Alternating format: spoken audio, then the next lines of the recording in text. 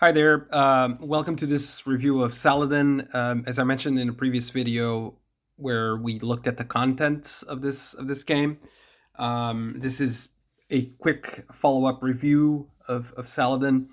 So Saladin is a game published by Shakos. It's the first game in their campaign series called In the Order of Battle.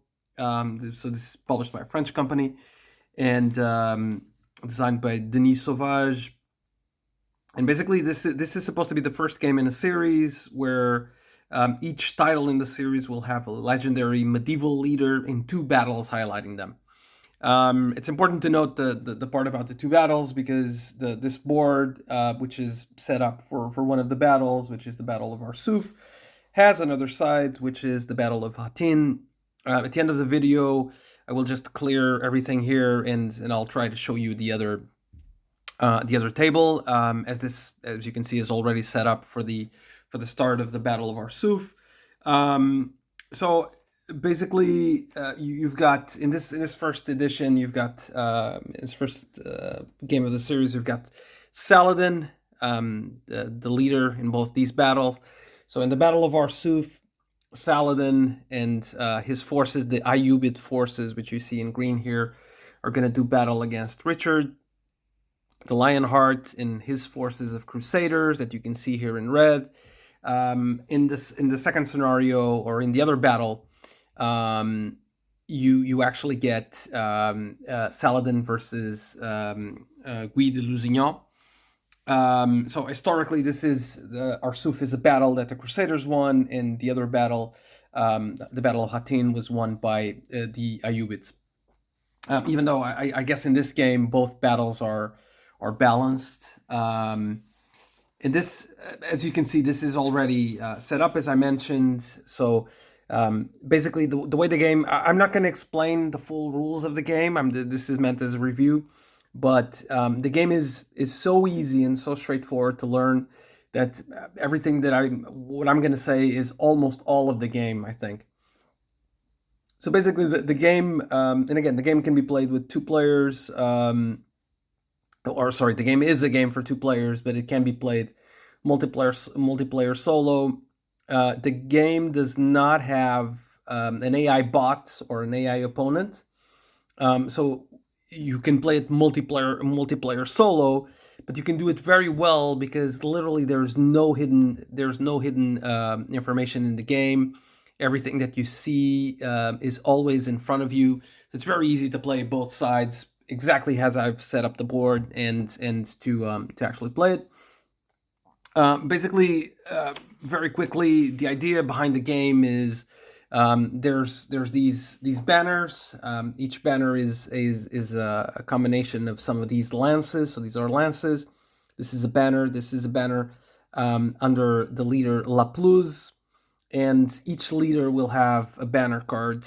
So you can see here La Plus. This is his banner card. And basically, the card indicates what the leader can do. So basically, these are the number of order tokens that you need to spend to do these actions. And then this is the name of the action. So hold, charge, etc. And this is what you do with the action. So you either you for example, in a charge, you roll 3 of your own dice, and you roll 1 dice for the Ayyubids, and you commit yourself. Basically, and once you've done the action, you turn the card from this side to its deployed, its ordered side. So it's been activated. So you see here it's in red. Once it's activated, it's in brown. And even though it's been activated, you can still do actions with it if you want. So you can still do a charge, you can do a push, you can do a regroup. So you can, in one turn, you can do more than, in one round, you can do more than one action with the same banner if you want, even though it's usually not, it might not be in your best interest to do that. And basically it's interesting because the cards do mention what actions are on the other side, so you don't need to flip them. So the actions that have a dot, charge, push, and regroup, you know that you will get them on this side as well, which is a nice touch that I like. The cards also mention what the actions that you can do are. So it mentions what banner you can attack. So La Plus can attack this banner, which is the banner of Suleiman, as indicated there. And it can be attacked by Suleiman. And this means whether it's a bit small, but it means whether it's committed or uncommitted.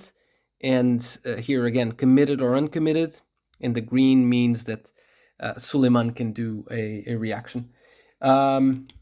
Just looking at the Suleiman card here, you can see the Suleiman card. It has the Lusignan banner because it's going to be engaged with the Lusignan, and this is what they can do. This is when these yellow ones, it's when they're uncommitted. This means that they're committed, and if charged, whenever La Plus charges Suleiman, you can try to evade that if charged, and then also the other side. So basically, the objective of the game is to make your opponent run out of command tokens, and the command tokens are the order tokens, I think they're called, are these ones. So the first player to run out of these tokens loses the game. This means that the army is effectively disorganized. And there's different ways that you can lose your order tokens. So if we talk about the actual structure of the game, and then I'll just do a couple of quick moves just to show you, and then I'll tell you what my thoughts are about the game. So the game has 4 phases. The first phase is called the Chaos phase, where starting in the second round, but not in the first one, you lose one of these command tokens, one of these order tokens. They go to the box. So there's like a countdown mechanism. However, if you have lost a banner or more completely, you lose more order tokens. So, for example, if I've lost the banner of La Plus here and the banner of Sablé here, in my next Chaos phase, I'm going to lose 3 order tokens, 1 for La Plus, 1 for Sablé, and 1 default for the Chaos section. Then we determine initiative. That's the second step. The player with the lowest amount of available order tokens gets to go first. And then we activate. And basically activating means that I tell my opponent which banner I'm gonna activate. I select an action in that banner, and I will say who I'm doing the action against. I will, ask if my opponent wants to do a reaction if there's one available, and then we actually do the dice. We look at the results of the dice. We move the lances in case we need to, in case they move from committed to uncommitted, and we turn the banner card over to the side. We can also order leaders. We can also activate leaders once per turn. So the leaders, as you see on the other side, they don't have any action. So this is Richard. Richard allows you to recover 1 spent order token. You can add +1 die to a charge of his own banner, of Richard's banner here. Or you can replace one lost lance. So basically, when you lose the lances, they go here on this lost lance box, and you can recover one of these lances and bring them back to life, basically. And obviously, the Ayyubid player also has Saladin, which is slightly different. So you can recover a spent order token, you can seize the initiative, and you can replace 1 lost lance, except in Arsuf, which is over here. So once Arsuf is conquered, it's conquered by the Crusaders. And by the way, it's interesting because the Crusaders start in this scenario, they start with 11 order tokens, the Ayyubids start with 12, but the Crusaders can attack Arsuf to, whereas there's only 2 Ayyubid lances to try to get this extra and obviously very important order token. So you activate either a banner or a leader. You can't do both at the same time. You do whatever the action means, whatever the action does. We take casualties, etc. There's a couple of special rules, which is basically once you start losing lances, the actions will become more expensive. So, for example, let's look here at Bourgogne. Let's imagine I lost 1 lance, lost 2 lances, lost 3 lances. There's a +1 there. It's a bit, I guess, a bit not very noticeable from this distance, but there's a +1 here that indicates that any future actions with Bourgogne on this card will cost +1 than what the card actually means. So the actions, or what the action on the card actually says. So the actions will become progressively more expensive as the game goes on, and that all adds up to, the amount of order tokens that you're able to spend. Another issue, another way that you can lose order tokens is, another way that you are forced to make decisions is that, as you can see, I have 6 banners here. The Crusaders have 6 banners, but I can never pass if any of my banners hasn't been activated. So like I said, you can activate the banner more than once. So I can activate La Plus once, it flips. I can use it again, use it a 3rd time if I want to. But at the end of the round, all the banners that I haven't activated need to be activated. And as you can see, all of them, and let's take another one. Let's take Henri II, for example. As you can see, Henri has a 0 cost action, which is a rout, which is obviously not good, because what's going to happen is the Ayyubid player is going to roll 3 dice against this banner, and this banner will suffer whatever the dice say. So you want to make sure that you activate all of your banners if you can. You might not have enough order tokens to avoid these nasty penalties, because all of them are bad. Uncontrolled charge, rout, uncontrolled charge, etc. All of them are bad. Some are worse than others, but they're bad, and you want to avoid it. And by the way, this always costs 0. It never costs more than 0, even if there's a penalty with lost banners.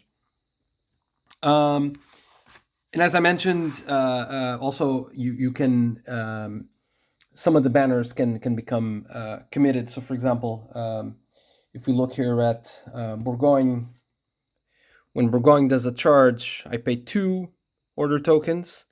I'm going to roll 2 of my dice, and the Ayyubids are going to roll 1 dice to defend against the charge.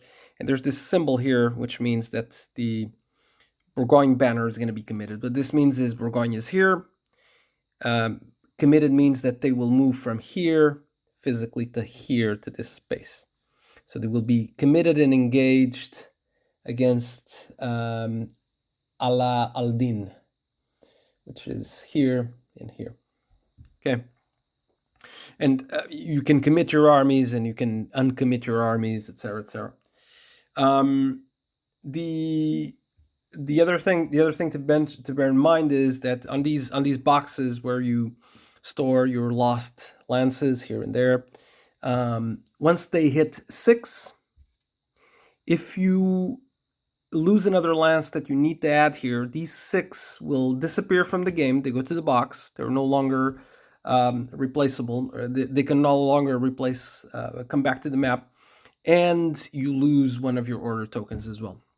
So as the casualties pile up, you're going to lose order tokens, and that's going to be bad, because they will go from here, from your available order tokens to the box, or if not from here, then from your spent order tokens to the box.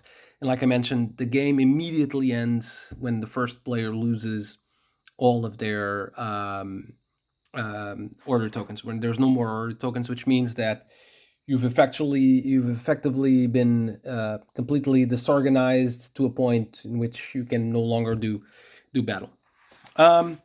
that's the game in a nutshell. The interesting thing about the game is that you need to learn the different cards and what they do.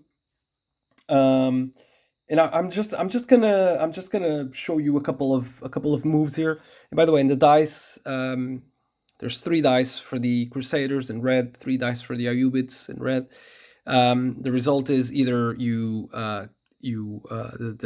your opponent loses 1 lance, or your opponent loses 2 lances, or your opponent loses an order token, or nothing happens. Yeah, I'm just gonna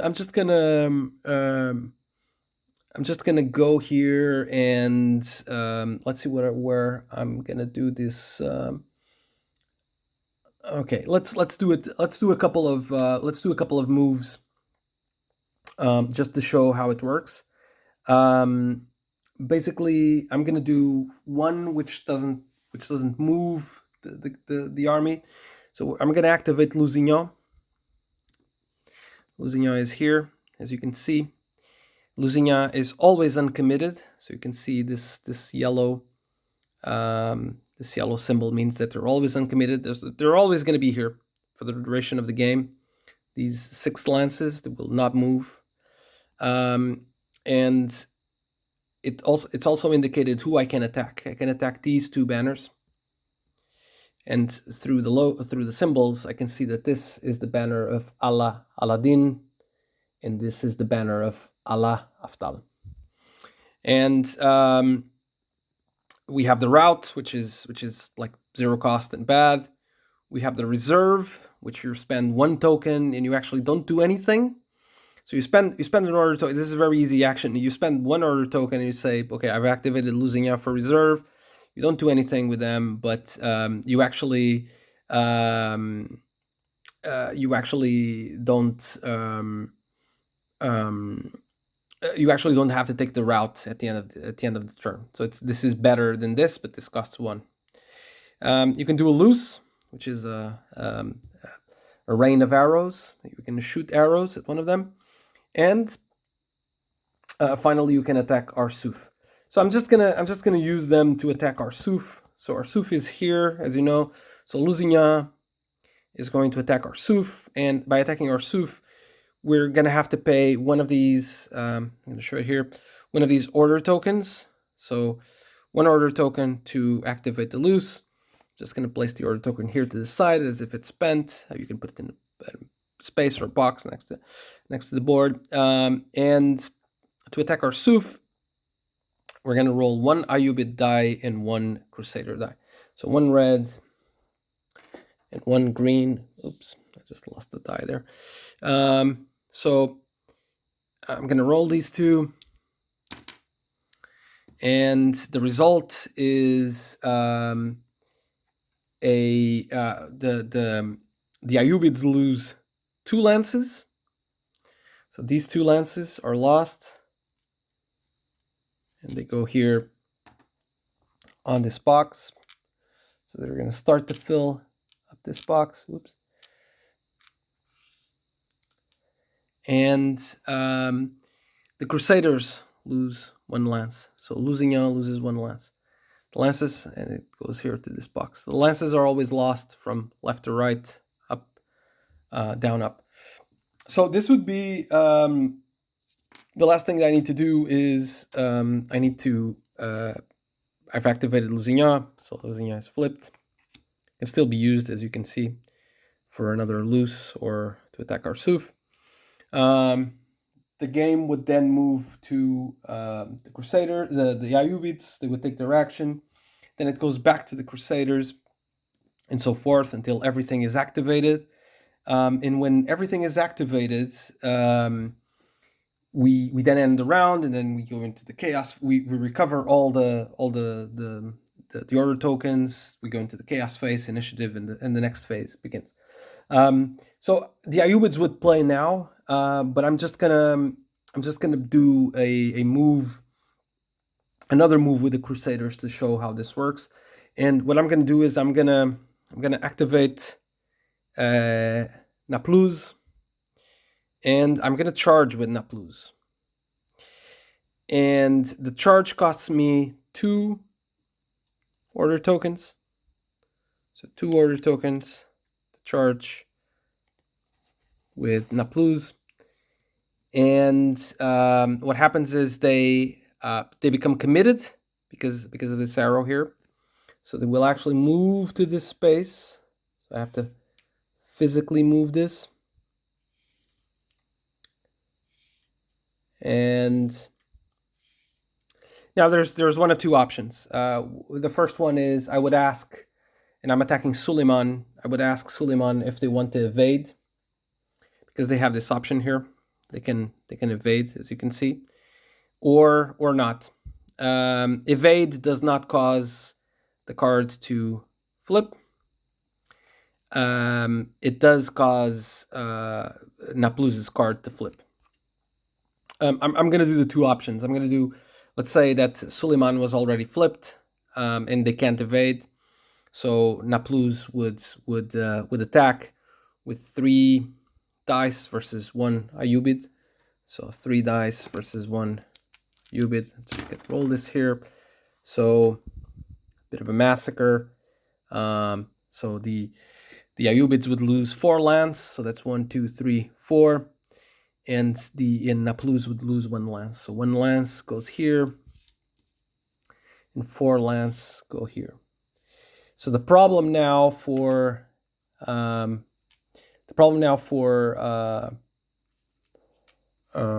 Ayubids is that, first of all, they already have 6 here on this box.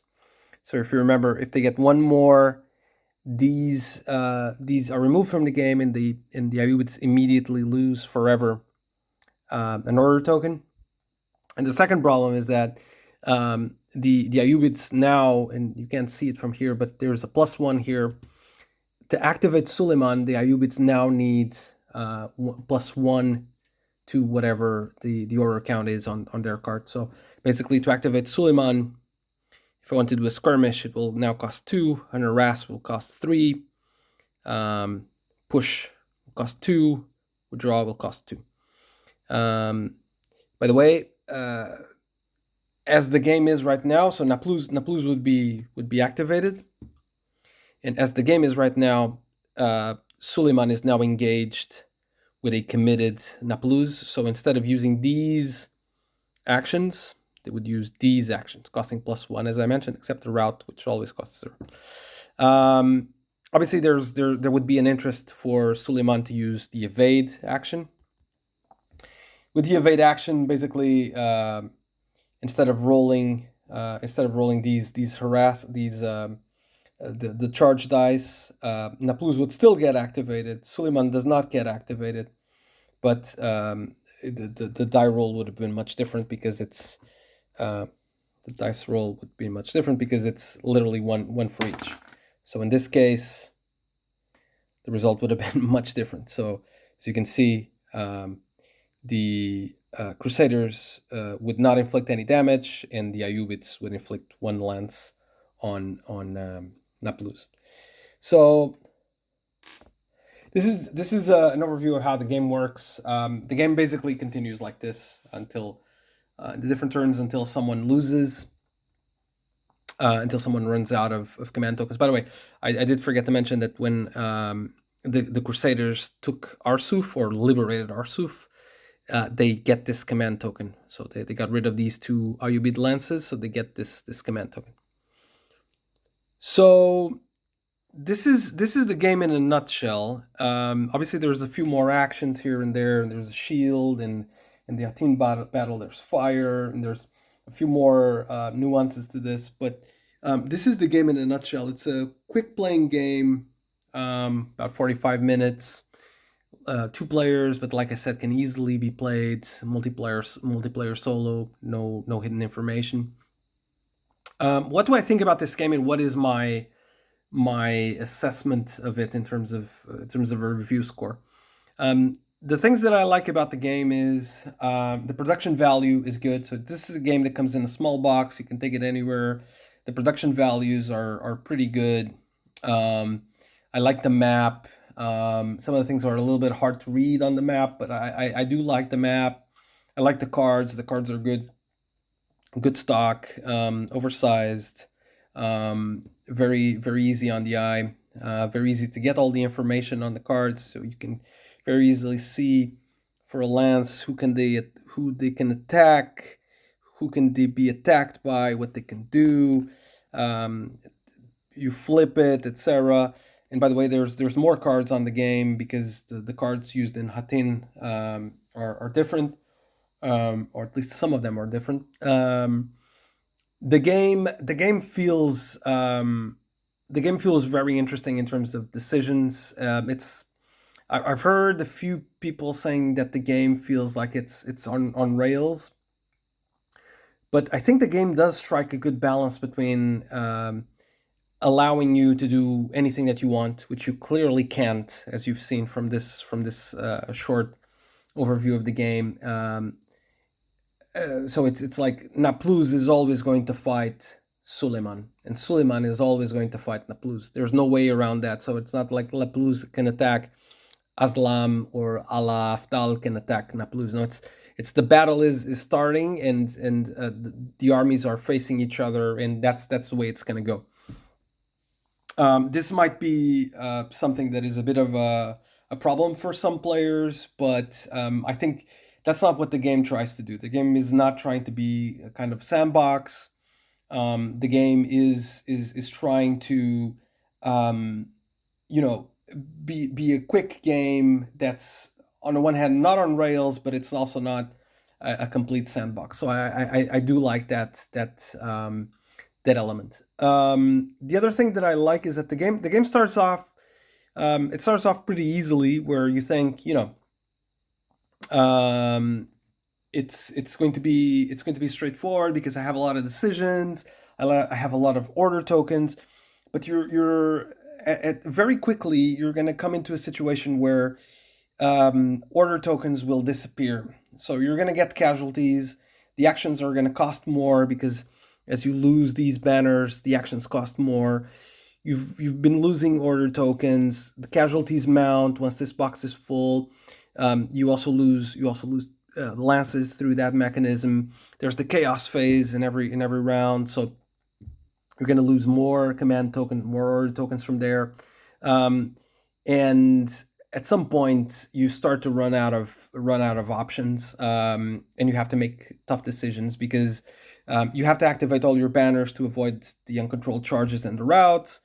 But sometimes you do want to activate the banner twice because you want to kill off your opponent.